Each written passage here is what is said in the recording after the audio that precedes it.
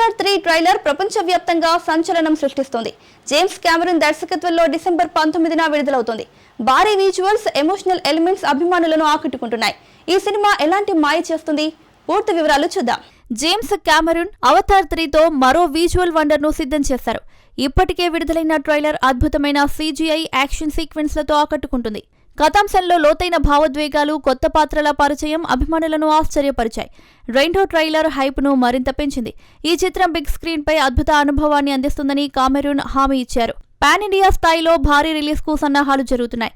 Cinema technical అంశాలు, visual effects ప్రేక్షకులను మంత్రముగ్ధులను చేయనున్నాయి. December 19న విడుదలై సినిమా అనుభవాన్ని రీడిఫైన్ చేయనుంది.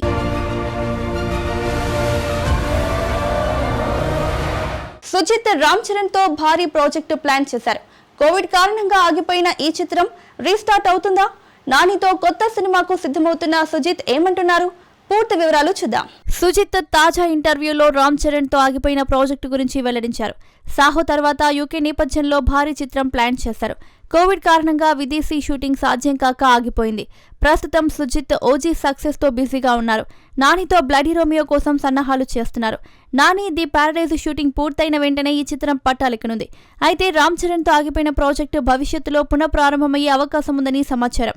ఈ విషయం అభిమానుల్లో ఆసక్తిని రేకెత్తిస్తోంది. సుజిత్ స్టైలిష్ టేకింగ్ తో ఈ చిత్రం భారీ స్థాయిలో రూపొందే అవకాశం ఉంది.